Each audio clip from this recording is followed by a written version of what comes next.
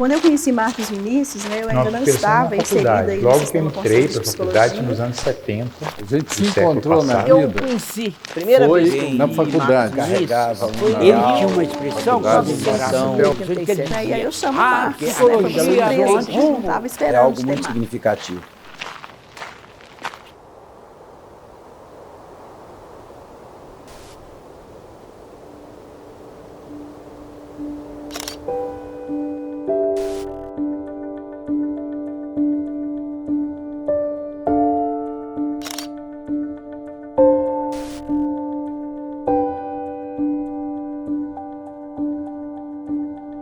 Marcos Vinícius estava começando o trabalho na educação e a gente acreditava na educação como um instrumento de formação de consciência crítica, a gente acreditava na educação como um instrumento para a organização dos trabalhadores da educação na luta pelas liberdades democráticas na sociedade. Nós começamos a participar de reuniões dos professores, inicialmente da Rede Municipal de Contagem, para organizarmos, junto com a rede estadual e com outros movimentos, a greve histórica da educação de abril de 1979.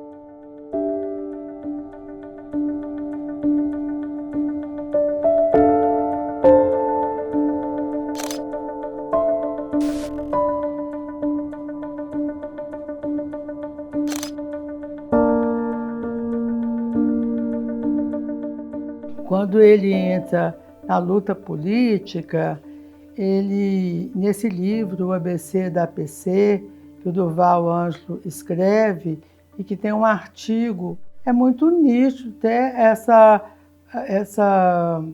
percepção de como que o Marx se sentia. Ele inicia o texto falando do prazer, do gozo dele, né, de estar numa madrugada, numa cidade que concentra a terceira maior população operária, e um centro industrial como Contagem, que ele sente que ele está fazendo parte de algo maior. Ele tinha entre 20 e 21 anos e ele achava que naquele cenário ali, ele está fazendo parte de uma revolução. Foi no ano de 1981, né? Eu e Marcos Vinícius fomos demitidos, fomos perseguidos na Rede Municipal de Contagem. Eu só voltei 7, 8 anos depois com concurso público. Nós tínhamos a certeza que aquilo que a gente defendia, que aquilo que a gente apoiava, eram as coisas mais generosas que um ser humano pode ter. Era o sentimento de liberdade, e esse sentimento, não há força, não há repressão, não há cacetete nenhum, nem prisão que conseguiu deter, tanto que a ditadura caiu.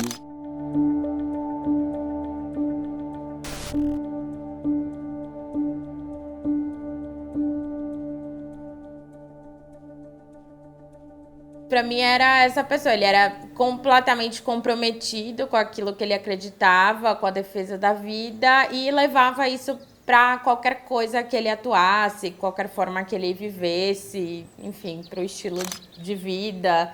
Quando ele deixa de ser professor e ele se torna psicólogo, e esse ideal de uma sociedade mais justa, onde cabe todos, é o que vai mover ele, não importa onde ele estiver.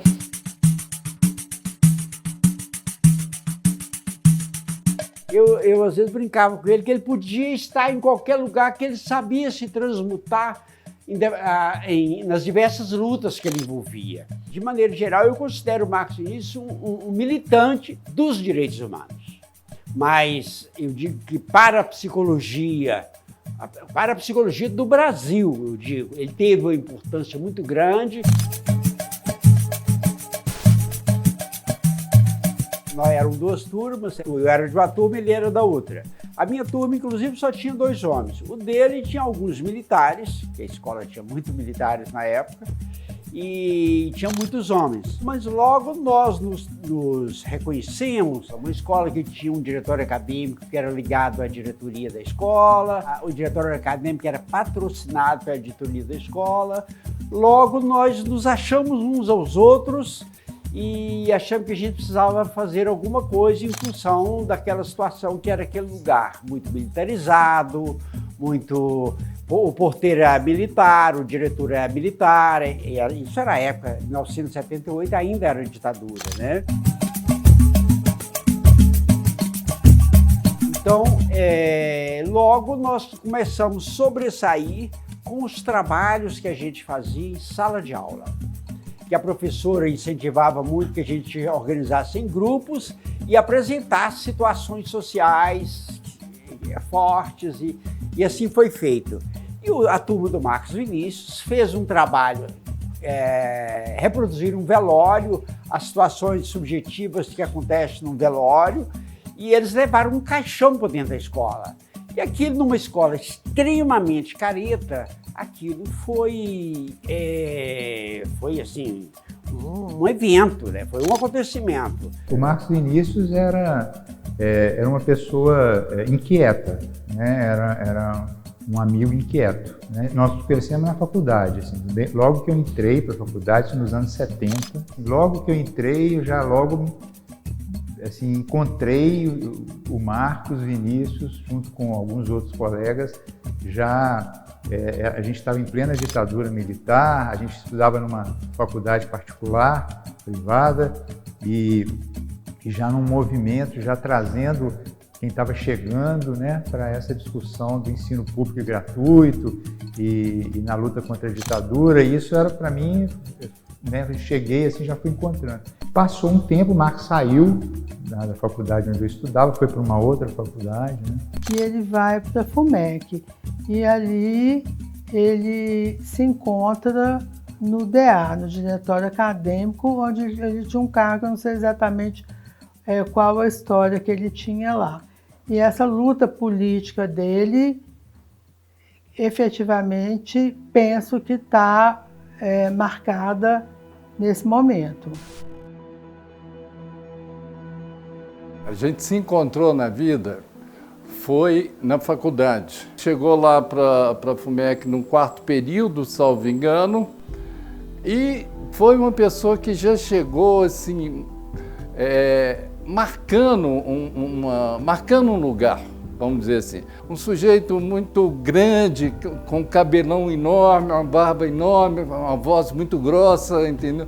E falando sobre tudo e fazendo discussão, já entrou discutindo e tal. Nessa época, eu e alguns colegas, algumas colegas e colegas, tínhamos nos articulados ali dentro daquela faculdade para poder saber até onde a gente poderia ir enquanto movimento estudantil ali dentro, né? O movimento estudantil, ele começava a reflorescer.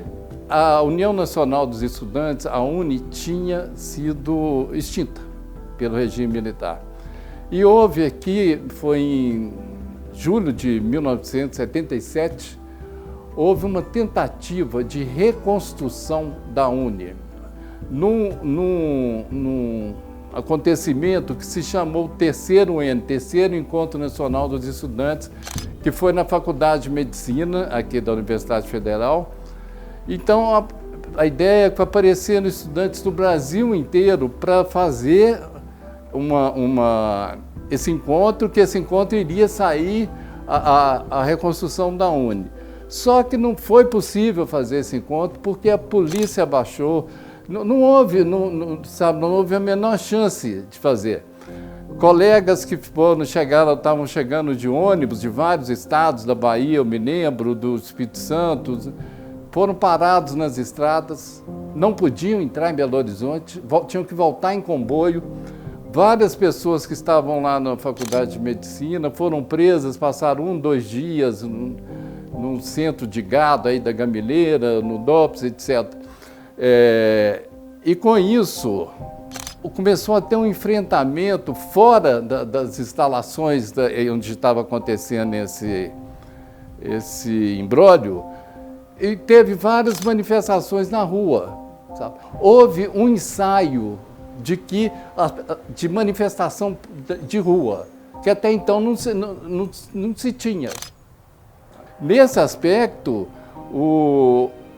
eu me lembro muito bem do Marcos Vinícius, nesse aspecto, o Marcos Vinícius sempre ombreando com a gente, sempre apontando para avançar, sempre querendo avançar, sempre. Mas o Marcos era muito destemido. O Marcos, ele não tinha... Ele era do enfrentamento, porque sempre tem alguém no meio de um grupo que é o que fala, o que enfrenta, o que não tem consequências, o que faz o afrontamento direto. Eu acho que o Marcos era essa pessoa, né? Sempre foi. Eu penso que, ainda que ele não tivesse ido para psicologia, em qualquer área que ele buscasse, ele ia lutar por alguma coisa, pelos direitos dos mais fracos, das pessoas que estavam em situação de desigualdade, pelas pessoas que estavam sofrendo de alguma forma. Então, acho que era o caminho dele, independente da área que ele escolhesse trabalhar, seria o caminho que ele iria buscar. Ele tinha uma expressão, quando ele morava aqui em Belo Horizonte, que ele dizia, porque aqui em Belo Horizonte, há um tempo atrás, as pessoas se formavam e abriam um consultório na Savassi. Ele dizia assim, a Savassi não vai nos caber a todos. Nós temos muitos outros lugares que nós precisamos ocupar, porque eles também precisam de nós. E não só que é para todos, mas nós vamos atuar para torná-la para todos. Essa ideia de que o outro que está do meu lado, o outro que encontro na rua, o outro no mundo comigo, esses outros, eles são sujeitos de direitos e é uma obrigação minha, como cidadão, criar condições para que esses sujeitos possam viver em dignidade. Ou seja, vamos dizer assim, a perspectiva de uma vida digna estava sempre posto na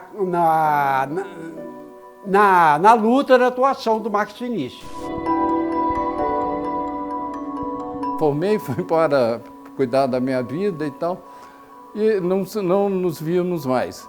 Quando foi 1986, havia um grupo de psicólogos que já estava assumindo as gestões do Conselho Regional de Psicologia daqui de Minas Gerais. E esse conjunto de psicólogos eram pessoas, colegas humanistas, capitaneadas por uma grande referência na nossa profissão aqui, principalmente em Minas, o Dr. Arley Bessa. Mas aí não tinha gente para ocupar essa gestão, o Conselho não tinha relevância nenhuma, o CRP não tinha relevância nenhuma para a categoria. A categoria ia lá, tinha que fazer carteira, era o Conselho que otorgava, enfim. Aí quem estava na gestão e estava terminando a gestão, Rogério Martins, Gerson Alves, eles começaram a catar um psicólogo aqui e outro, gente, precisa fazer uma chapa para o Conselho, precisa fazer uma chapa. Aí, quando eu cheguei a uma reunião à noite, quem estava sentado na mesa era o Marcos Vinícius. Ele também tinha sido chamado para compor essa gestão. Fomos chapa única, ganhamos a eleição, é claro, e o Marcos Vinícius, ele começou a desdobrar tudo o que ele já estava se preparando para isso, sabe? Ele tinha uma crítica ao papel do Conselho até então, que o Conselho só servia para fazer carteirinha. E então havia quase que um pacto implícito com a categoria. O Conselho não fiscalizava muita coisa, não ferrava ninguém, a categoria também não cobrava nada do Conselho, ficava na carteirinha e ficava tudo bem. Ele já entrou com essa crítica, fazendo uma crítica que, inclusive, é a mais, que eu acho central. Não dá para ter um conselho para cuidar de conselheiro. O conselho não é para cuidar de conselheiro, o conselho é para cuidar da profissão. O conselho é para cuidar da sociedade. Foi aí que eu vivi, que eu testemunhei, que eu compartilhei, a potência do Marcos Vinícius, porque é assim que eu posso nomear, a potência a grandeza das ações. O Marcos Vinícius, ele é um estrategista brilhante. Ele conseguia o tempo inteiro enxergar o futuro, enxergar na frente, porque coincide de ser todo mundo mais ou menos dessa mesma geração, de transformar a psicologia no rumo que a psicologia precisava dar. E eu me lembro de uma reunião nossa no Congresso Norte-Nordeste, que ele começa uma reunião assim, ele começa a intervenção dele assim: a psicologia tem rumo, a psicologia tem rumo, a psicologia tem rumo. E faz um silêncio e retoma dizendo que tomar os direitos humanos como uma referência para a psicologia, ou seja, a nossa profissão é uma profissão que ancora no ideário, na concepção dos direitos humanos. Sempre a luta pelos direitos humanos, por uma sociedade mais justa, mais igualitária. Essa era a marca desde o início, desde que eu conheci o Marcos, né? Era sempre lutando pela liberdade de expressão, naquela época então, né? Pela justiça, direitos humanos, e essa inquietação do Marcos Vinícius, ela sempre foi muito inspiradora, acho que para mim e para todos nós que convivemos com ele de perto, né? A gente queria encontrar um caminho na psicologia, a gente se reunia, discutia, e a gente sempre incomodados, né, com a profissão. O acesso à psicologia era um acesso muito restrito a um número pequeno de pessoas, e aí nisso a gente foi começando a pensar nisso. Ele foi entrando para um movimento político dentro da profissão, levando esse viés, né, do compromisso social, né? A psicologia precisava olhar para si mesma e olhar para a realidade, né? E entender que tinha um abismo entre a profissão e a realidade brasileira. E aí isso foi produzindo muita coisa da luta política dentro do próprio sistema conselhos, e que fazia muito sentido com todas as nossas lutas anteriores no movimento estudantil, né? Contra a ditadura, contra né, a repressão, a violência, a desigualdade, a pobreza, tudo isso. A psicologia é para quem necessita, a psicologia não é só para quem pode pagar. Hoje eu penso que a gente já pode falar que já existe um esboço de uma psicologia brasileira, pensada para a realidade brasileira. Ela é completamente comprometida com os direitos humanos, com um compromisso social mesmo, e ela, né, tem produzido muitos efeitos nas práticas dos psicólogos hoje, né? Psicólogos mais críticos, psicólogos com uma capacidade melhor de entender determinadas realidades, porque muitos psicólogos da geração nossa, e alguma logo depois da gente, vínhamos nós da classe média, conhecíamos uma realidade bem diferente da realidade da maioria da população. Hoje, eu sou professor universitário, dou aula, formo psicólogos, né? Também estou na formação. Eu vejo que nós temos alunos que vêm dessa realidade, vêm das periferias, vêm para estudar psicologia, para entender. Então, acho que isso tudo são conquistas do Brasil, num determinado momento. Eu acho que foi uma construção coletiva, né? Não só do Marcos, mas de um grupo de psicólogas e psicólogos, né, que trouxeram a psicologia para um âmbito mesmo assim das políticas públicas, né? Tendo sempre os direitos humanos como eixo transversal e principalmente trazendo, né, esse legado da psicologia com compromisso social.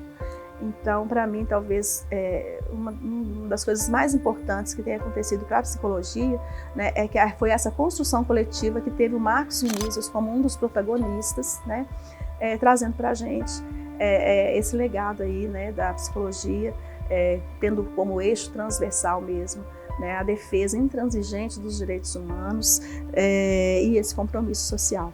E a psicologia era muito alheia a isso tudo, como ciência e como profissão, né? Então a gente Marcos Vinícius foi desbravando esse universo dentro também das entidades da psicologia, levando essa crítica, né? E a gente foi seguindo, ele foi conquistando muita gente que começou a olhar para isso também, né? Começamos em Minas Gerais, mas eu acho que o Marcos Vinícius foi tomando uma dimensão muito maior.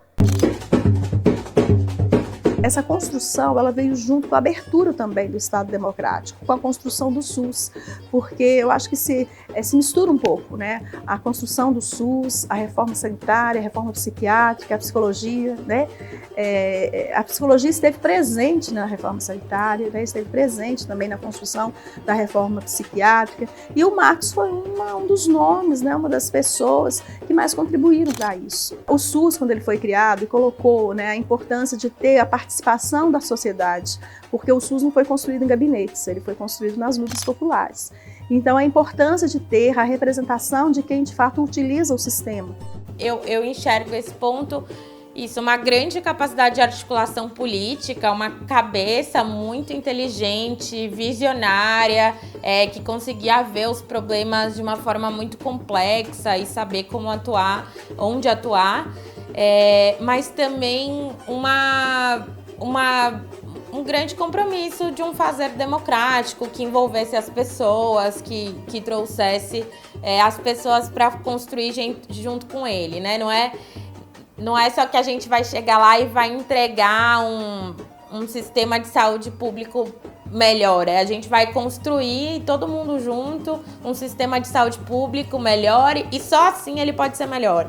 Porque só com a contribuição de todo mundo a gente pode chegar numa coisa que é boa para todo mundo. E eu acho que isso estava muito claro para ele, que a gente não constrói um mundo melhor para ninguém se a gente não traz todo mundo junto para construir isso também.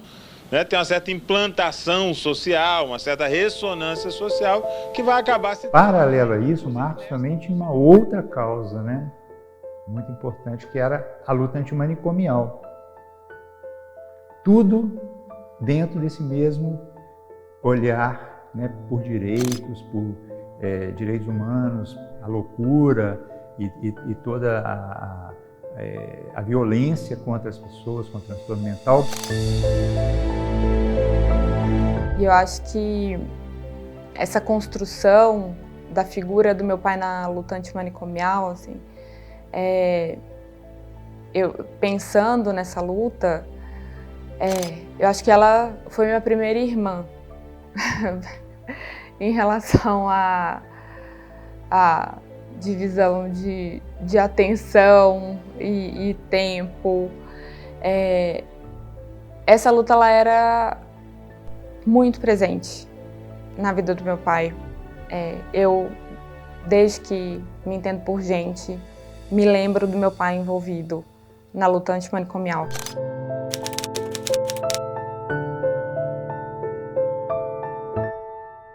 Quando eu entrei, sou concursada da Secretaria de Estado de Saúde de Minas Gerais e da Secretaria Municipal de Saúde de Betim, no final dos anos 80, nós entramos para trabalhar no serviço público de saúde, uma primeira iniciativa de contratação de profissionais da área da saúde mental, psicólogos, assistentes sociais, psiquiatras, para iniciar um conhecimento mais profundo da realidade, da situação, né, da realidade da saúde mental.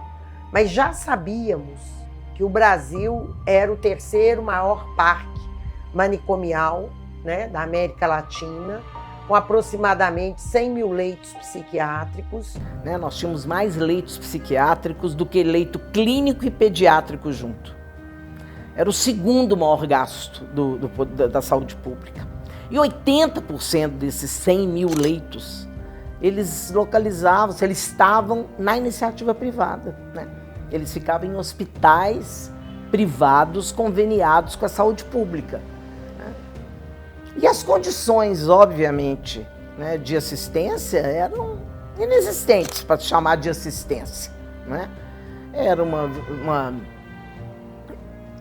a infraestrutura complicadíssima, não existia praticamente nada que atendesse humanamente as pessoas que estavam ali dentro. Né? O que imperava era o lucro a qualquer preço, que na verdade se instituiu chamada indústria da loucura. Né? As pessoas eram grosseiramente tratadas, né? A exclusão, a segregação era a norma. Né? Nós começamos a questionar isso, né? Os movimentos começam a questionar isso.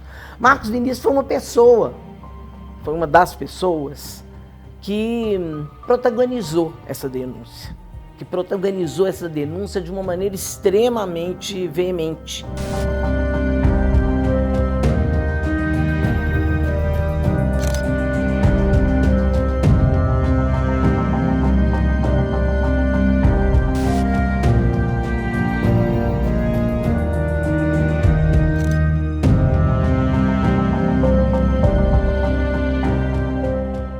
Manicômio vai toda sorte de pessoas, os indesejados sociais. Então é cigano, os pródigos, né? Aquelas pessoas que não se adaptam à vida cotidiana da cidade, os loucos, as pessoas com deficiência, as prostitutas. Então, todas essas pessoas, elas acabam sendo, né, abordadas na rua pela polícia. Né? No Brasil tinha o crime, vadiagem, as pessoas não podiam ficar andando na rua sem estar com um objetivo. Isso vigorou até os anos de Getúlio Vargas. Né? As pessoas tinham que andar com a carteira de trabalho no bolso para mostrar que era uma pessoa de bem. Ser pessoa de bem era ter um trabalho, uma carteira assinada, não é isso?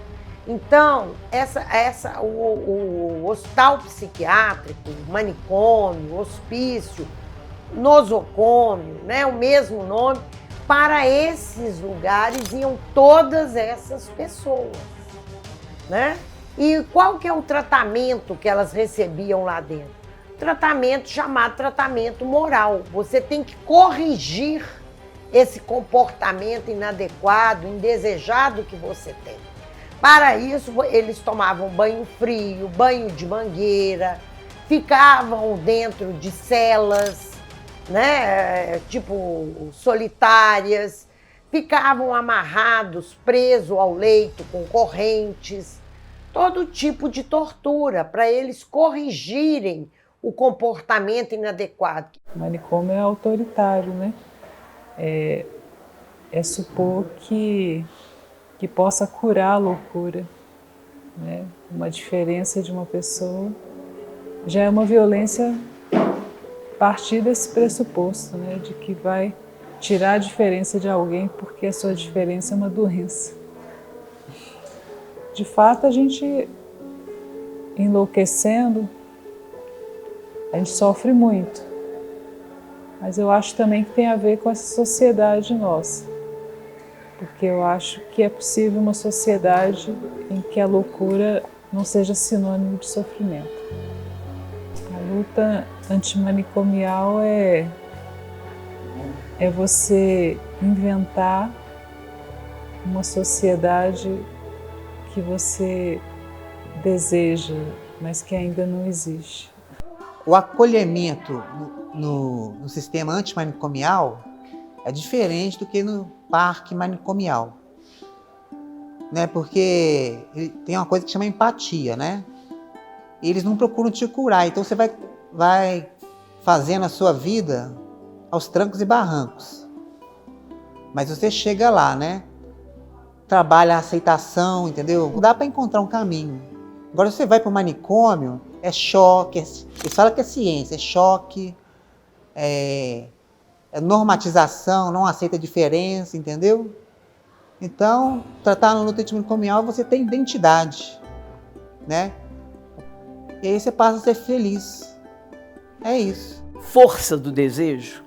a força de um pensamento, né, seria capaz de produzir enquanto política pública, né, que foi, né, está sendo, né, porque é um processo constante, a constituição da reforma psiquiátrica antimanicomial e dos movimentos sociais, né, que a compõem e que foram, inclusive, os artífices, né, da realização dessa política. Ele tinha uma coisa muito, muito bonita, bonita e raríssima, e muito rara. Ele era um grande articulador político, um grande pensador. Ele tinha ideias tão brilhantes e tão factíveis, todas elas, quando você escutava ele falar, ele te convencia completamente da viabilidade daquilo. E eram coisas, assim, portentosas, não eram ideias, sabe, aquelas ideinhas, não, porque na verdade Marcos, ele era daquelas pessoas que não tinha preguiça de pensar, né? O pensamento dele não tinha preguiça de fazer o exercício desse pensamento tão importante. Então Marcos, além de ser um homem com um pensamento político muito grande, ele era um grande teórico, é impressionante. Além também de ser um grande teórico, ele era uma pessoa que partia para a ação, que fazia, né? Que fazia e fazia os outros fazerem, que também é uma questão importante, né? Ele conseguia, apesar de um jeito muitas vezes mais difícil de lidar, pelo ideário, ele conseguiu construir um coletivo em torno dele. Eu era uma dessas pessoas, né, que topávamos, né, aquilo tudo que ele pensava. A política, ela só tem sentido se ela se volta para um bem comum, se ela se volta para o campo da cidadania, se ela se volta para o campo do direito. Então, o Marcos tinha clareza absoluta disso. Mas a sensibilidade também do Marcos me pegou de surpresa. Eu acho que foi mais ou menos em 2000. Eu estava na frente do computador e me cai um poema do Walt Whitman. E na mesma hora eu li e falei, meu Deus, tem tudo a ver. Tem tudo a ver com o Marcos, tem tudo a ver com a minha relação com o Marcos. Vou mandar para ele. Mandei. Imediatamente, passa alguns minutos, Marcos me devolve com um outro poema, Zaratustra, que é uma maravilha, era uma cacetada.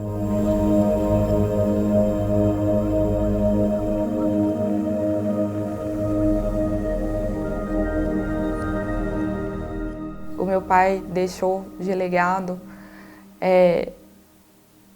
a noção de que a nossa sociedade ela é muito diferente e ela é muito injusta. Então, que a gente tem que ter um olhar muito crítico para essa sociedade que a gente vive e que a gente não pode se calar diante das injustiças. Então, acho que o legado dele é muito maior que esse, mas essa visão e essa noção de que o mundo ele é muito grande, que o mundo é muito diverso, foi algo que meu pai me ensinou desde muito jovem, assim. Então, a presença dele continua muito forte e o legado dele eu acho que vai continuar. Nos escritos dele, nas poesias, nas palavras, nos artigos. E eu acho que na força que ele carregava com ele e que vai continuar inspirando as pessoas, eu espero que continue inspirando as pessoas a lutarem pelo que é certo, pelo que é justo. Talvez o campo da saúde seja uma das principais escolas de aprendizagem da democracia social nesse país? Ele continua sendo, eu vou te falar de verdade. Para mim, e eu acho que para um imaginário, sabe, ele continua sendo, porque muita gente remete, sabe assim, quando a gente fala, nossa, se o Marcos estivesse aqui, nossa, o que o Marcos ia falar, nossa, o que o Marcos ia fazer. Eu me sinto às vezes, eu e várias outras pessoas que eu convivo, a gente se sente na obrigação de continuar com esse ideário, né, que ele defendeu tão bem, né, que ele defendeu, que ele fez, que ele construiu.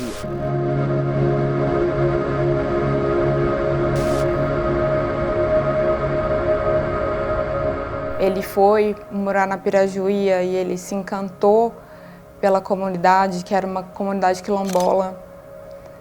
Eu acho isso muito significativo, porque era uma comunidade que havia sido um quilombo, então era um lugar muito simples, de gente muito simples, mas de gente com muita história, de gente com muita cultura, uma cultura informal, mas que carregava uma cultura muito forte. Eu acho que aquele lugar carregava uma cultura muito forte, uma história muito forte, uma história de desigualdade, uma história de opressão,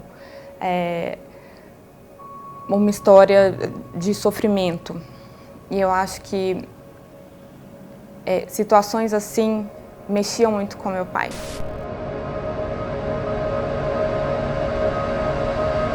Em maio de 2015, nós fizemos a Conferência Estadual de Saúde e o Marcos participou de uma das mesas, né, como convidado, falando sobre a participação social. De alguma forma, conferências nas mais diversas esferas da política pública que anteriormente eram desenvolvidas de uma forma exclusivamente tecnocrática. E no final do ano, né, surge para a gente uma questão muito importante, que era a defesa, né, da política de saúde mental, e começa no Brasil inteiro uma mobilização, e aqui em Minas essa mobilização foi muito forte, e nós fizemos chamamentos nas redes sociais de participação coletiva mesmo, né, e um dos últimos eventos estava marcado para o dia 22 de dezembro de 2015, e estávamos em cima de um caminhão lá, né. E aí, de repente, quando eu olho, eu vejo Marcos Vinícius no meio das pessoas, né? E aí eu chamo o Marcos, né? Foi uma surpresa, a gente não estava esperando de ter Marcos ali. E aí ele sobe, né? E eu pergunto, Marcos, mas você está aqui, que surpresa, que alegria, né? Aí ele falou, ó, eu sou militante, né? Eu vi nas redes sociais um chamamento aí para estar nessa mobilização hoje, estava em Sete Lagoas, na casa dos meus pais, resolvi vir. Lá, então, entreguei o microfone, falei, então nos ajude aí com a sua potência, né? E aí depois nós descemos e entramos na Assembleia. E aí foi um momento também de confraternização, né? Ele encontrou com várias pessoas conhecidas. E infelizmente eu acredito que tenha sido o último evento público que ele tenha participado, né? Porque nós o perdemos em fevereiro, né, de 2016. Então ficou também para mim essa última imagem dele, a última vez que eu encontrei com o Marcos foi nesse dia aí, 22 de dezembro de 2015. Né, num espaço de militância, né, de luta, né, num espaço que eu aprendi, né, foi o que eu aprendi com ele, assim, vamos lutar coletivamente por algo que a gente acredita. E foi essa a última vez que eu encontrei com o Marcos.